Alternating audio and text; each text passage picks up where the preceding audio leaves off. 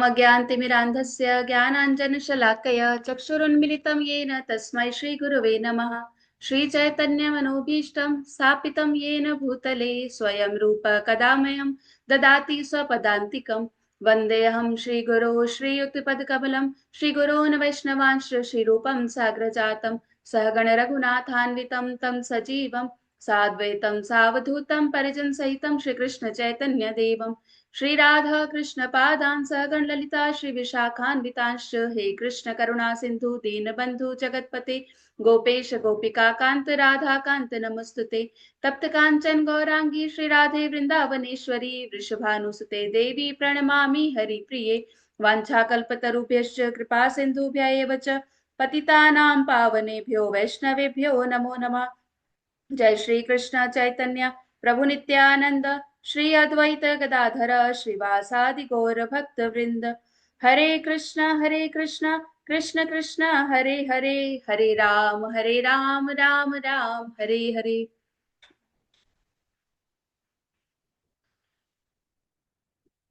Okay, तो आज हम लोग स्टार्ट करने वाले हैं class 6 opulence of Krishna. Krishna को तो आप सब जानते हैं ना? कौन कौन जानता है कृष्णा को? ओके, तो जिनका वीडियो ऑफ है वो जानते हैं या नहीं जानते हैं? कैसे पता लगेगा? ओके, वृंदा भी जानती है। ओके, तो हम कृष्णा को तो जानते हैं, लेकिन कृष्ण की ओपुलेंसेस क्या क्या है वो भी हमें हम पढ़ेंगे, उनके बारे में तो अच्छा लगेगा ना हमें। हम जैसे अपने फ्रेंड्स के बारे में हमें सब कुछ पता करना अच्छा लगता है ना, कि हमारे फ्रेंड्स के पास क्या है। अभी हमारे फ्रेंड कौन से एक फंक्शन होने वाला है तो हमारे फ्रेंड क्या ड्रेस पहनने वाले हैं, क्या ऑर्नामेंट्स पहनने वाले हैं, सब पता करना अच्छा लगता है ना हमें। किस किस को अच्छा लगता है ना? सबको अच्छा लगता है, यस। तो ऐसे ही हम कृष्ण के बारे में भी देखेंगे ना, कि कृष्ण के पास क्या क्या है, कितना सब कुछ है ना। तो आज हम वही डिस्कशन करेंगे, 6 ऑपुलेंस ऑफ कृष्णा। तो मैं शेयर करती हूँ भी।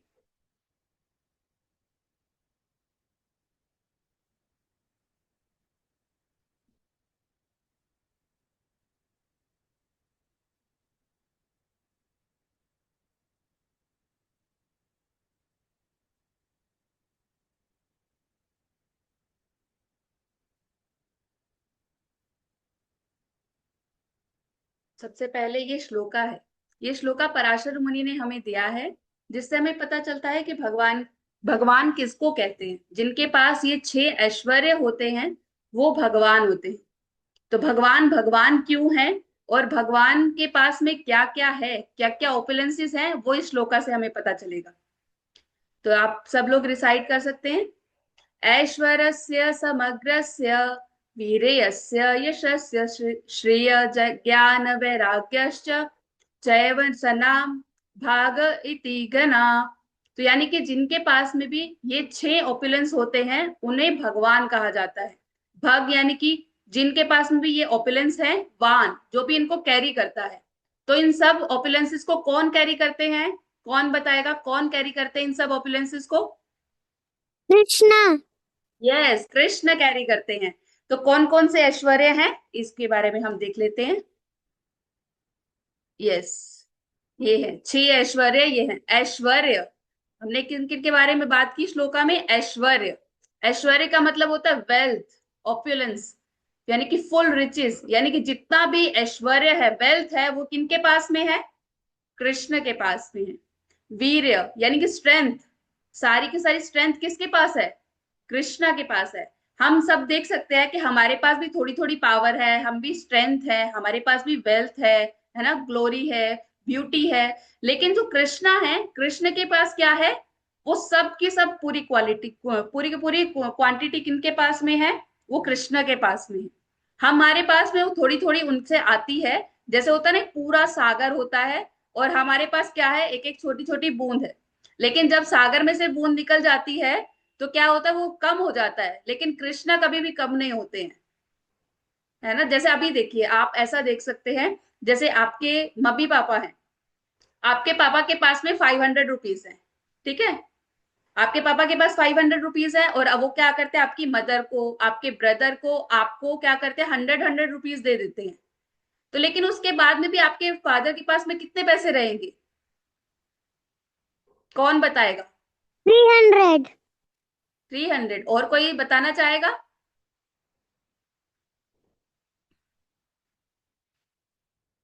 और कोई बताना चाहे, क्या आप बताएंगी?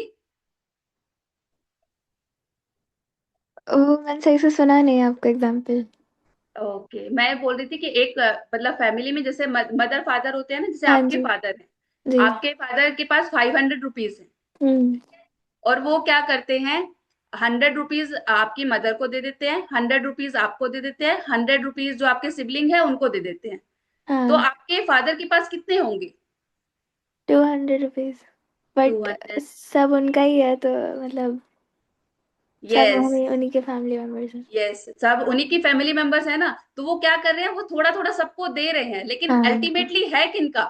उनका ही है। उन्हीं का ही है। तो ऐसे ही कृष्णा क्या कहते हैं, सबकी सब जो ओपुलेंसेस है सब क्या है, कृष्ण के पास ही है। कृष्ण पोजेस करते हैं सब ओपुलेंस को, लेकिन वो क्या करते हैं, थोड़ा थोड़ा हमें देते हैं। और हमारा भी क्या होता है, जैसे जो भी ब्यूटी है, जो स्ट्रेंथ है, जो वेल्थ है, वो सब क्या होता है, थोड़े टाइम के बाद में क्या हो जाती है, सब खत्म होने लग जाता है ना। एक पॉइंट पे आके सब खत्म हो जाता है, और वो सब वापिस कहाँ चला जाता है, कृष्ण के पास ही चला जाता है। राइट। तो हम लोग ये देखते हैं 6 ऐश्वर्य कौन कौन से हैं। ऐश्वर्य पर सबसे पहले देखेंगे कि वेल्थ है। और दूसरा क्या है, वीर्य यानी कि स्ट्रेंथ। यशस यानी कि फेम, ग्लोरी। श्रेय यानी ब्यूटी। ज्ञान यानी कि नॉलेज। और वैराग्य, रिनंसिएशन, डिटैचमेंट। तो ये सब का सब किसके पास में है, कृष्ण के पास है, पूरी की पूरी क्वांटिटी में उनके पास में है। तो आज हम सबसे पहले फर्स्ट ऑपुलेंस के बारे में बात करेंगे, ऐश्वर्य के बारे में। तो कृष्ण के पास में क्या ऐश्वर्य है, इतनी वेल्थ है, ऐसा बोलते हैं इतनी वेल्थ है, तो बात करते हैं ना कि क्या वेल्थ है कृष्ण के पास आके। तो सबसे पहले ये एक श्लोका है जो ब्रह्म संहिता में ब्रह्मा जी प्रे करते हैं कृष्ण से। तो ये श्लोका बोलते हैं, चिंतामणि प्रखर सद्मसु कल्प वृक्ष, लक्षावृतेषु सुरभिर अभिपलायन्तम, लक्ष्मी सहस्त्र सत संभ्रम सेव्यमानम, गोविंदमादि पुरुषम तमहम न भजामि। तो ब्रह्मा जी क्या बता रहे हैं, चिंतामणि प्रकर मतलब वहां पे जो कृष्ण के जो महल हैं, जो घर है, वो कैसे बने हुए हैं, चिंतामणि उसमें लगे हुए हैं। मतलब जैसे होता है ना, हम अपने घर के बाहर क्या लगा सकते हैं, ज्यादा टाइल्स लगा लेते हैं, कुछ स्टोन्स लगा सकते हैं जो फेक स्टोन्स होते हैं ना। लेकिन कृष्ण के जो घर के बाहर है, घर के अंदर जो लगे हुए हैं, क्या लगे हैं, असली हीरे मोती रत्न जड़ित है। तो सोचो अब वो कितने कितने ज्यादा वेल्दी होंगे ना। अब कोई ऐसे तो कर नहीं सकता कि जिसके पास पैसे नहीं है, जो बहुत ही पुअर होता है, वो तो अपना घर ऐसा नहीं सजा सकता ना। सजा सकता है क्या कोई ऐसे घर अपना? नहीं सजा सकता। अब जो इतने बड़े बड़े महल हैं उनके पास में, और सबके सब चिंतामणि हैं। और उसके बाद में क्या, कल्प वृक्ष है। अब हमारे जो छोटा मोटा हम गार्डन बैल्कनी में बना लेते हैं अपनी, है ना, तो उसमें हम कैसे पौधे लगाते हैं, कोई फ्लावर का लगा लेंगे, है ना, कुछ मनी प्लांट लगा लेंगे, ऐसे ऐसे पौधे लगाते हैं ना। लेकिन वहां पे वृक्ष कैसे हैं, कल्प वृक्ष है। मतलब ऐसा नहीं है कि हमने एक मैंगो का ट्री लगाया तो अभी सिर्फ हमको मैंगो ही मिलेगा, है ना। वहां ऐसे पेड़ हैं कि उससे हम जो कुछ भी मांगते हैं वो हमें मिल जाता है। मतलब ऐसा है कि सेब के पेड़ से आम मिल जाएगा हमें। ऐसे ऐसे पेड़ है, मतलब हम जो भी इच्छा करेंगे वो फ्रूट हमें मिल जाएगा, वो चीज हमें मिल जाएगी, ऐसे पेड़ लगे हुए हैं। तो ऐसे पेड़ किसी ऑर्डिनरी के घर में तो नहीं लगे हो सकते। आराध्या, आपके घर में लगे हैं क्या कल्प वृक्ष? नहीं लगे ना। हाँ, हमारे पास इतना ऐश्वर्य है नहीं ना, क्या करें हम, है ना। और इसके बाद में क्या बता रहे हैं कि लक्ष्मी सहस्त्र सत संभ्रम। मतलब वहां पे अभी देखो हम जो नॉर्मली लोग होते हैं वो क्या करते हैं, लक्ष्मी माता की पूजा करते हैं ना। आप सबने सुना होगा दिवाली पे भी लोग लक्ष्मी की पूजा करते हैं, है ना। लक्ष्मी जी की पूजा करते हैं कि हमारे घर पे भी लक्ष्मी आए, होता है ना ऐसा। तो लेकिन यहाँ पर क्या बता रहे हैं कि भगवान का ओपुलेंस इतना ज्यादा है कि सहस्त्र शत लक्ष्मी यानी कि हजारों हजारों लक्ष्मियां जो होती हैं, लक्ष्मी मैया हैं, वो उनकी सेवा में लगी रहती हैं। वो मतलब ईगर रहती है कि हमें कोई सेवा मिल जाए। तो कई जगह पे हमें बताया जाता है शास्त्र में कि वो क्या करती हैं, जैसे भगवान का जो घर होता है ना, भगवान के घर की जो दीवारें हैं चिंतामणि पत्थर की तो बनी है, उसमें इतना ज्यादा धूल वगैरह तो लगता नहीं है, लेकिन फिर भी वो क्या करती हैं, जो लक्ष्मी देवी है वो वहां से उनको साफ करती रहती है, मतलब कुछ ना कुछ सेवा के लिए ईगर रहती है। अब कोई अगर इतना ऐसा हो, यहाँ से हमें पता चलता है ना कि वो कितने ओपुलेंट होंगे। कोई भी ऑर्डिनरी घर के लोगों के तो हम घर जाके साफ नहीं करते ना, कि नहीं आज हम घर जाते हैं, आज उनके घर से ना थोड़ी डस्टिंग कर देंगे। कभी होता है ऐसा? शांभवी आराध्या के रूम में भी जाके करती हो आप डस्टिंग? उसकी कवर्ड है, चलो मैं बुक साफ कर देती हूँ आज। नहीं करते हैं ना। तो इसी से हमें पता चला कितना कितने ज्यादा मतलब रॉयल पर्सन होंगे ना कृष्ण। तो इससे हमें उनकी वेल्थ का पता चलता है कि कितना ऐश्वर्य है उनके पास में। और यहाँ भी है, ये आपको देखने से पता चल रहा है कि क्या है ये, आप देख पा रहे हैं? किसी को पता है ये पास टाइम?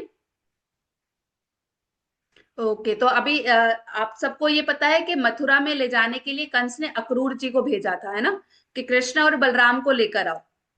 तो जब कृष्ण और बलराम को अक्रूर जी लेने के लिए जाते हैं, तो वो वापस आते हुए रास्ते में यमुना जी के तट पे क्या करते हैं, वहां पे अपना संध्या वंदन करते हैं। जैसे होता है ना शाम की हम लोग आरती करते हैं सब लोग, तो वैसे ही क्या करते हैं, अक्रूर जी संध्या वंदन करने के लिए वहां पे आते हैं और जल में डुबकी लगा के, और जैसे होता है ना वो जल में अर्घ देते हैं। तो वैसे करने के लिए जैसे ही डुबकी लगाते हैं ना अंदर, तो अंदर दिखता है उनको कि अंदर जो भगवान है वो शेष शैया पर लेटे हुए हैं। यहाँ पे सबको दिख रहा है ना, ये देखो ये शेष शैया पे लेटे हुए हैं, है ना, शेष नाग है और उनके ऊपर भगवान लेटे हुए हैं। वो एकदम पानी के जब अंदर जाते हैं तो देखते हैं कि अरे ये तो भगवान अंदर कैसे आ गए। उसी टाइम अभी तो मैं रथ पे छोड़ के आया था उनको, कृष्ण और बलराम दोनों बैठे थे। वो एकदम से बाहर निकलते हैं शौक होके। तो जैसे ही शोक होके बाहर निकलते हैं, यहाँ से देखिए ये अक्रूर जी हैं और ये यहाँ पे कृष्ण और बलराम रथ पर बैठे हैं। वो देखते हैं अरे ये तो बाहर हैं, अभी तो मैंने अंदर देखा था। फिर वो वापस से डुबकी लगाते हैं और वापस देखते हैं कि फिर से देखते हैं वहां पे अंदर कौन है, भगवान फिर से शेष शैया पर लेटे हुए हैं। तो ऐसा करके वो भगवान वो दिखाते हैं वहां पे कि शेष शैया पर लेटे हैं, और पूरे जितने भी ब्राह्मण हैं मुनि हैं वो सब की सब चीजें लेकर पूरा ओपुलेंस के साथ में भगवान की पूजा कर रहे हैं वहां पर पानी के अंदर। तो यहाँ पे अक्रूर जी को उन्होंने दिखाया अपना पूरा ऑपुलेंस, कि वो नॉर्मली कोई ऐसे बालक नहीं है जिनको वो लेके वो मतलब के सोचे कि कोई वैश्य बालक है, नंद बाबा के बालक है ना वो, कि नॉर्मली जो गाय चराने वाला लड़का है उसको मैं लेके जा रहा हूँ। लेकिन वहां पे भगवान ने पूरा उनको अपना ऐश्वर्य दिखाया, और इससे उनको मतलब एक तरह से उनको सचेत भी कर दिया कि अभी वो किस पर्सनैलिटी को लेके जा रहे हैं और आगे जाके क्या होने वाला है कंस के साथ में। कि कंस ने किसी ऑर्डिनरी पर्सन को लेने के लिए नहीं भेजा कि बच्चा है 10-11 साल का बच्चा है उनको रथ पे बिठा कर लेकर आ जाओ। तो यहाँ पर वो दिखा रहे हैं, भगवान ने अपना पूरा ऑपुलेंस दिखा दिया अक्रूर जी को, कि वो कोई ऐसी पर्सनैलिटी को नहीं लेके जा रहे हैं, किसी नॉर्मल बच्चे को लेके नहीं जा रहे हैं। वो एक supreme personality of God head है, वो कृष्ण है। और यहाँ पर भी हम लोग देखते हैं ये भगवान की द्वारका नगरी है, द्वारका धाम की जय। यहाँ जय। पर हरे कृष्ण माता जी। तो यहाँ पर देखिए कि ये द्वारिका है पूरा, और देखिए सब लोग कैसे हैं, पूरा का पूरा नगरी देखो कितनी ओपुलेंट है ना, यहाँ देख सकते हैं सब लोग। कैसा लग रहा है यहाँ पे द्वारिका में देख के? द्वारिका में भगवान की कितनी रानियां थी, किनको पता है? कौन बताएगा? शांभवी आप बताएंगे? 16,108।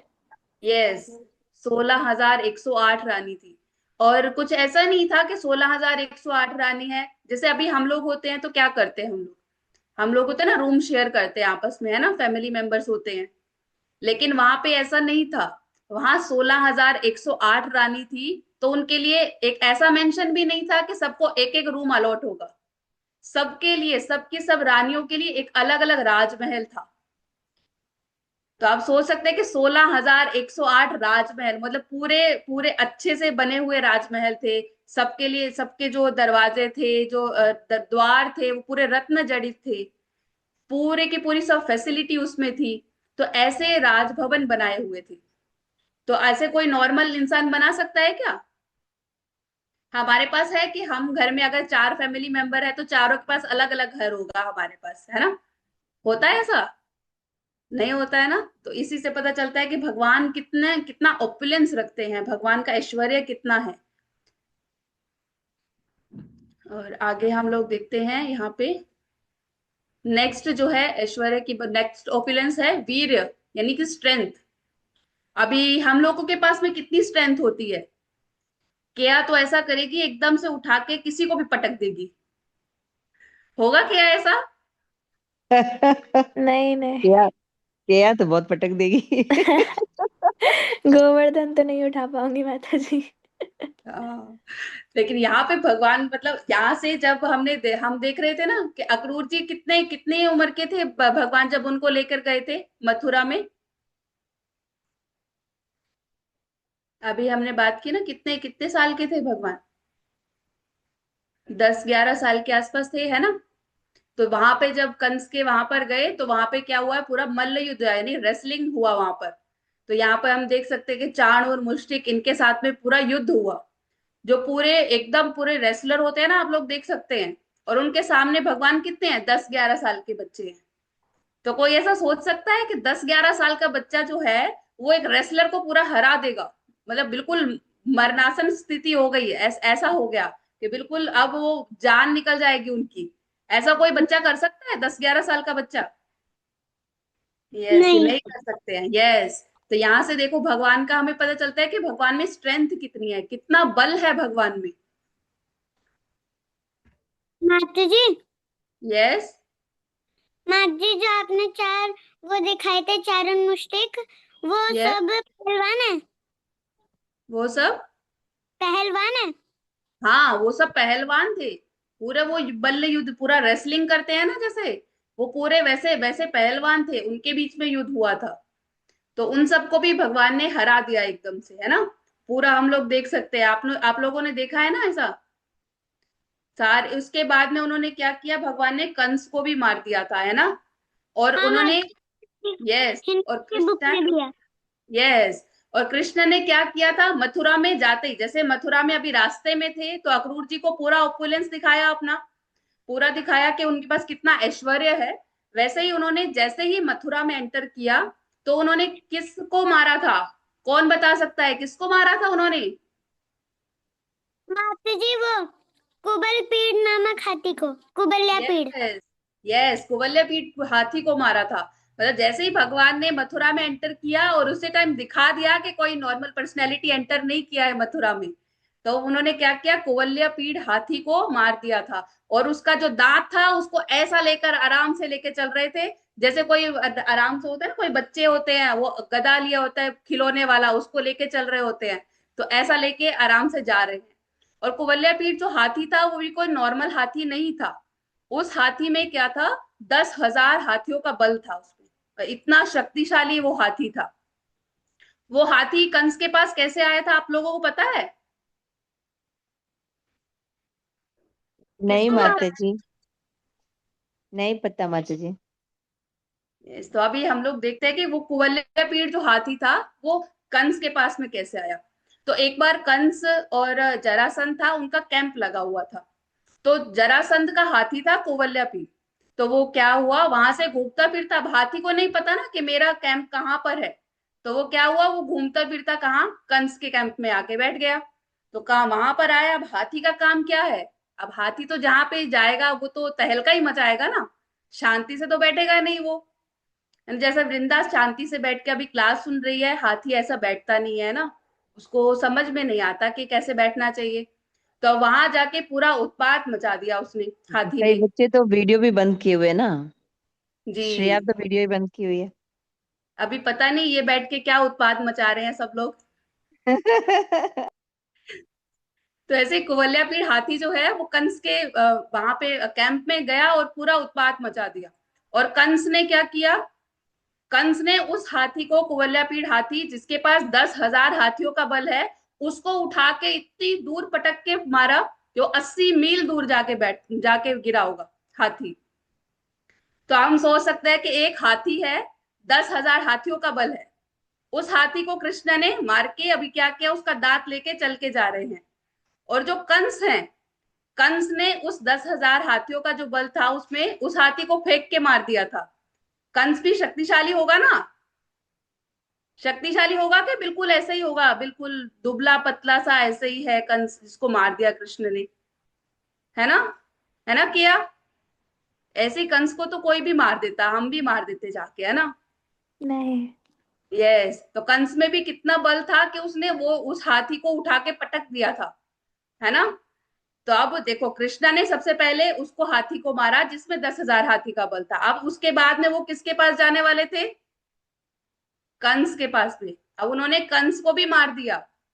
तो सोच सकते हैं ना हम लोग कि कृष्ण में कितना बल है, कि अभी वो आगे से आगे बढ़ के दिखा रहे हैं कि अभी पहले एंटर करते ही 10-11 साल का बच्चा एक हाथी को मार देता है, जाके अंदर चाणूर मुष्टिक को भी मार देता है, और फिर उसके बाद में कंस को भी मार देते हैं, है ना।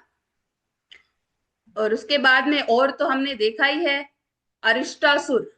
अरिष्टासुर का देखा है ना, अरिष्टासुर को कैसे मारा उन्होंने, बिल्कुल कोई नॉर्मली इतना इतने बड़े बैल को मार सकता है क्या। माँ जी उसको 100 गज दूर फेंका था ना। यस, देखिए कितनी दूर फेंका, कोई हम लोग एक नॉर्मली एक बॉल होता है उसको भी ज्यादा दूर तक नहीं फेंक सकते हैं, है ना। तो कृष्ण यहाँ पे अपना बल का प्रदर्शन कर रहे हैं, आपने बता रहे हैं कि उनमें कितनी स्ट्रेंथ है। और उन्होंने कितने सारे राक्षसों को मारा था, पूतना को मारा था, कितने 6 दिन के बालक थे कृष्ण, है ना। पूतना को मारा, कौन कौन से डीमंस को मारा था, सब लोग एक एक का नाम बताइए। शांभवी, शांभवी कौन से डीमन को मारा था कृष्ण ने। शांभवी खाली वीडियो ऑन करके। माता जी यस वृंदा बोलिए। अघासुर और बकासुर। यस केया आप बताइए। अम, मैं यही बनानी थी, अगासुर, बकासुर, पूतना पूतना। और हिरण्य कश्यप, तो नरसिंह हिरण्यकश्यप, अवतार में। ओके। अभी कृष्णा कृष्ण की बात हो रही है यहाँ पे, बताइए। ओके श्रेया आप बताइए। माता जी मैंने पूतना बोल दिया था, किसी और ने बोल तो और बोल दो, और कृष्णा तो बिल्कुल इतने वो किसी के पास ऐसा नहीं छोड़ते कि किसी ने बोल दिया, बहुत सारे डीमंस हैं उनके पास, हमें बहुत ऑप्शन दिए हैं। श्रेया का वृकासुर नहीं है, वृतासुर।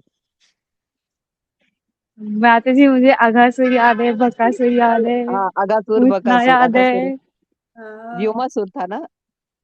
यस, हाँ व्योमासुर भी था।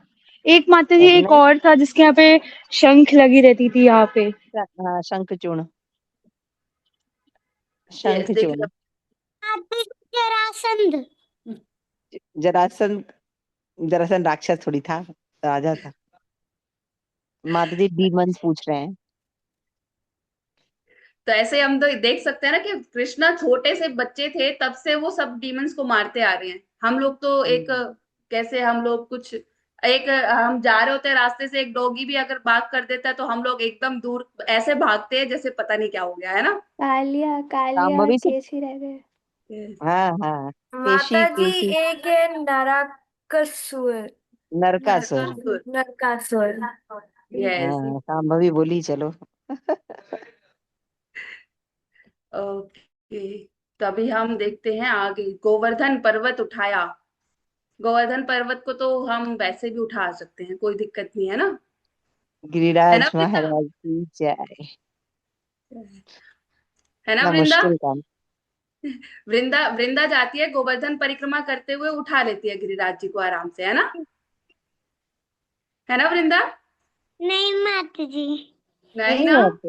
हाँ, हमने बहुत बार ट्राई किया, होता ही नहीं है, हमारे तो पैर वैर टूट जाते हैं उठाने के चक्कर में। तो देखो कृष्णा यहाँ पे दिखा रहे हैं कि कितना उन्होंने, ऐसा नहीं था कि बहुत मुश्किल से, हाँ ठीक है उठा के रखा हुआ है ना, उठा लिया, बहुत आराम से खड़े हैं, देखो कितने आराम से ऐसा ऐसा उठा के खड़े हैं जैसे कुछ हम थर्मोकोल का भी 7 दिन तक लगातार नहीं उठा पाएंगे। हमें कोई थर्मोकोल का इतना पीस दे देगा कि इसको उठा के खड़े हो जाओ, हम 7 दिन तक लगातार उसको भी उठा के नहीं खड़े हो पाएंगे, इतनी तो हाँ इतने हम बलशाली हैं, देखो, है ना। और कृष्णा क्या 7 दिन तक इतने बड़े गिरिराज गोवर्धन हैं उनको उठा के एकदम आराम से ऐसा करके खड़े हैं, कमर पे हाथ रख के, और बिल्कुल मुस्कुरा रहे हैं। हम कोई भारी चीज उठाते हैं तो हमारा चेहरा कैसे हो जाता है, कैसे एक्सप्रेशन हो जाते हैं हमारे, है ना, बिल्कुल ऐसे जैसे हमें कोई देख नहीं पाएगा, ऐसे एक्सप्रेशन हो जाते हैं हमारे। लेकिन भगवान देखो, उनको हम आज भी ऐसे देख रहे हैं तो कितना अच्छा लग रहा है भगवान को देखने में ना। और उसके बाद में अभी हमने दो ओपुलेंस के बारे में बात किया। कौन कौन से ओपुलेंस के बारे में हमने डिस्कस किया अभी, बताइए। कौन कौन से ओपुलेंस के बारे में हमने बात की अभी, ऋषिता? ऐश्वर्य हो गया हमारा, और धन बल। बल बल, यस। ऐश्वर्य और वीर्य, स्ट्रेंथ और वेल्थ के बारे में अभी हमने देखा। और अब हम देखेंगे यश के बारे में, कि भगवान का यश कितना है, फेमस कितने हैं हम लोग, कैसे फेमस होते हैं हम लोग। कुछ अच्छा करते हैं या कोई कोई भी कुछ अच्छा करता है तब तो फेमस होते हैं, लेकिन भगवान क्या करते हैं, भगवान अगर चोरी भी करते हैं तब भी फेमस हो जाते हैं। ये कैसे है, मतलब भगवान का क्या मतलब, अपना ही रूल चल रहा है सब कुछ, है ना। भगवान चोरी भी कर रहे हैं तो फेमस हो जा रहे हैं, हम तो चोरी करते हैं तो हमें जेल में डाल देते हैं उठा के, कोई ना कोई धारा लग जाती है हम पे। लेकिन भगवान देखो कैसे हैं, भगवान कोई एडवेंचर नहीं भी कर रहे हैं, कोई चोरी भी कर रहे हैं तब भी भगवान फेमस है। क्योंकि भगवान जो चोरी करते हैं ना, वो कोई ऐसी नॉर्मल चीज नहीं होती है। भगवान की चोरी के अंदर भी कुछ ना कुछ छिपा हुआ होता है, जो अभी हमें पता चलेगा। तो जैसे भगवान क्या है, माखन चोर हैं, रन छोड़ हैं। अभी हम लोग क्या करते हैं, जैसे हम लोग स्टडी कर रहे हैं, ठीक है, एक तरह से वो भी हमारा क्या है, बैटल होता है ना। हमारी जो पूरी हमें हमारी एकेडमिक पूरी करनी है, वो भी एक पूरा बैटल होता है हमारे लिए, है ना। हम पूरा साल पढ़ाई करते हैं तब जाके हम लोगों को एग्जाम देने को मिलता है ना। तो अब ये हो के हम एग्जाम के टाइम पे हम बोले कि हम एग्जाम नहीं देंगे, तो हमको हमें क्या बोलेंगे, अरे वाह, क्या क्या ग्लोरियस काम किया है इन्होंने, एग्जाम छोड़ दिया, है ना। तो ऐसा हो गया ना, बोलते हैं ना कि मैदान क्यों छोड़ रहे हो, तुम कर लोगे, तुम एग्जाम क्लियर कर लोगे, है ना। तो लेकिन भगवान तो यहाँ पे मतलब पूरा युद्ध चल रहा है और उसमें छोड़ के भाग गए, और भगवान फेमस है, पूरे डीटी है वहां पे, और मतलब उनकी पूजा होती है आराम से। डाकोर में कौन छे, राजा रणछोड़ छे। यार भाई ऐसा कैसे हो सकता है। अभी कोई होता है ना कि हम अगर कुछ ऐसा काम कर देते तो हम छुपाते हैं, भाई हमसे कुछ ऐसे हो जाता है कि अरे नहीं नहीं, इसके बारे में बात मत करो, हम एग्जाम में फेल हो गए, इसके बारे में बात नहीं करते हैं, है ना। बाकी चीजें देखो, मैंने ये कितना अच्छा किया है, मेरी बाकी स्किल्स भी तो अच्छी हैं। लेकिन भगवान के बारे में देखो, उनकी चोरी चोरी इतनी ग्लोरियस है कि उनको सब लोग माखन चोर के नाम से जानते हैं, रणछोड़ के नाम से जानते हैं। तो देखिए, अब माखन चोर है ना, अब भगवान क्या करते हैं, माखन चुराते हैं, और उसके साथ साथ में भी क्या कर देते हैं, ये देखिए यहाँ पे क्या बता रहे हैं, व्रजे प्रसीदम नवनीत चौरम गोपांगनानां च दुकुल चौरम अनेक जन्मार्जित पाप चौरम चौराग्रगण्यम पुरुषम नमामि।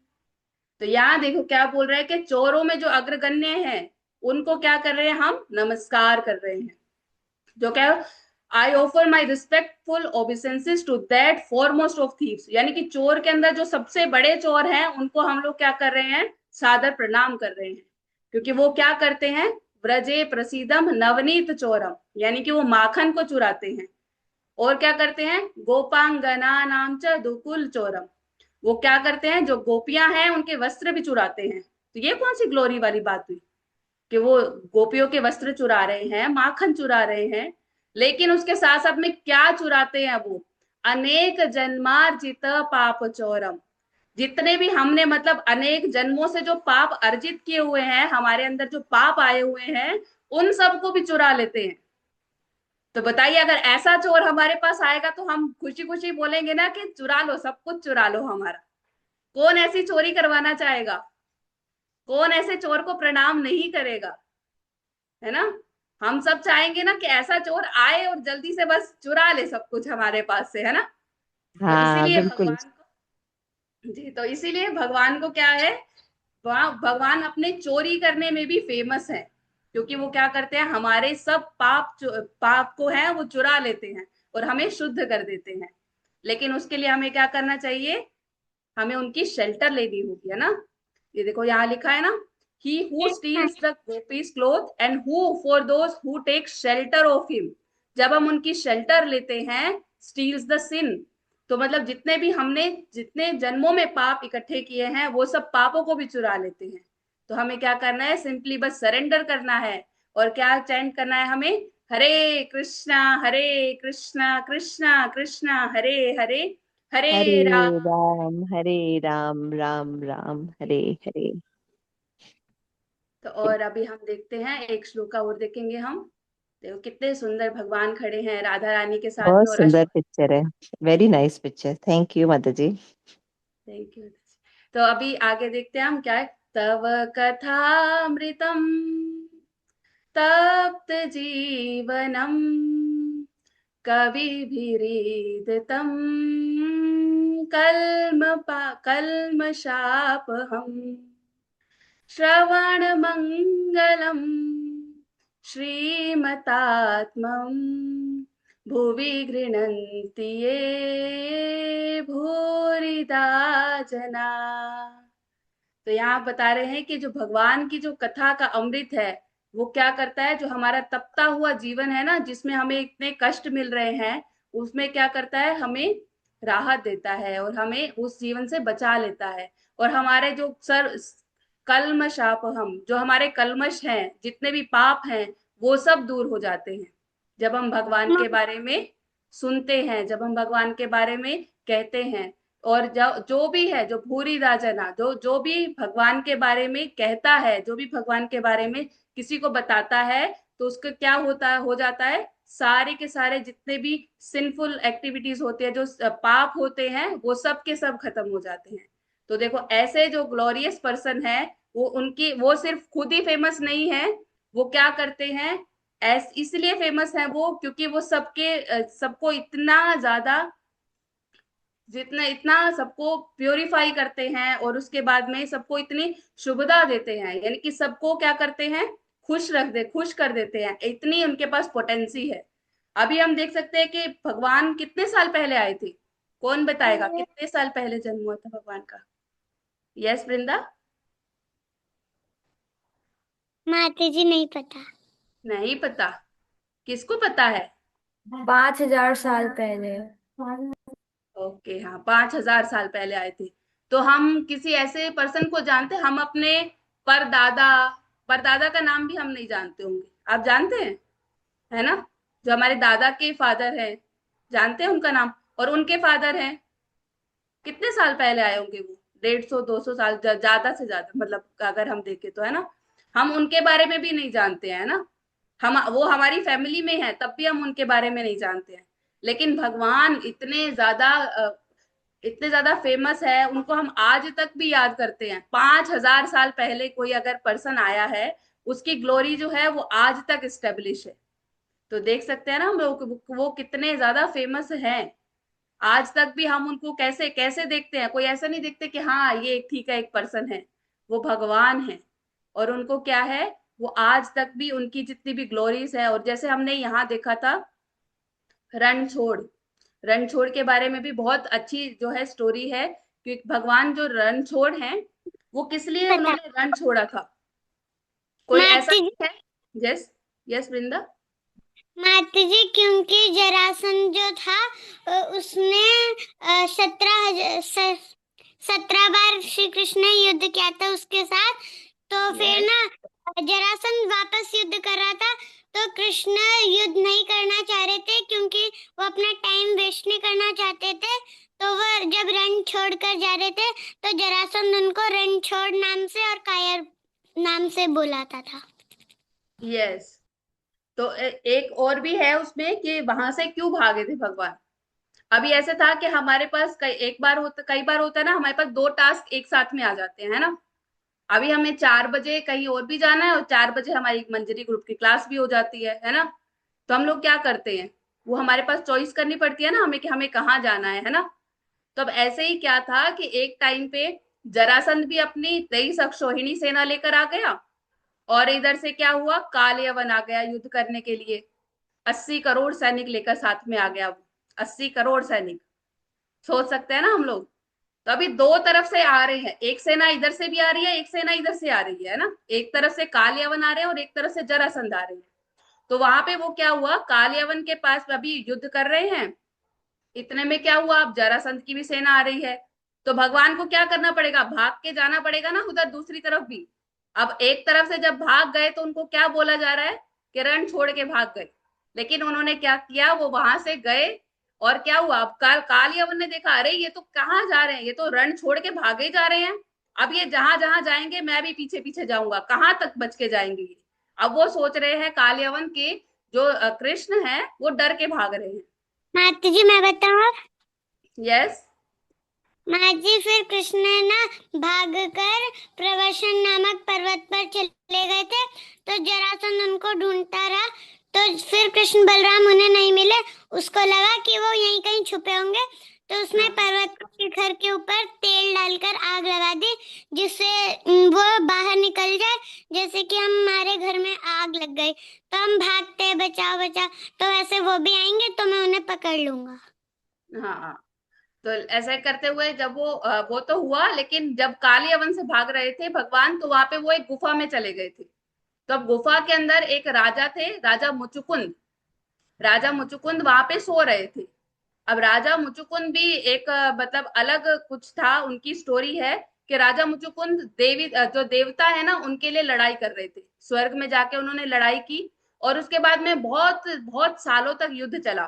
तो मुचुकुंद राजा जो थे वो थक गए, तो अब बोल रहे कि अब मैं थक गया हूं। तो सब वो पूछते देवता कि आपको क्या चाहिए, आपने हमारे लिए युद्ध किया, हम जीत गए हैं, हम बहुत खुश हैं आपसे, आप बताइए कि आपको क्या चाहिए। तो राजा मुचुकुंद कहते हैं कि मुझे कुछ नहीं चाहिए, बस मैं बहुत थक गया हूँ, इतना टाइम से युद्ध कर रहा हूँ, तो अब मैं सिर्फ सोना चाहता हूँ। तो बोले कि ठीक है आप जाके सो जाइए। बोले कि ठीक है, अब जो भी मुझे उठाएगा ना तो वो क्या हो जाएगा, वो भस्म हो जाएगा।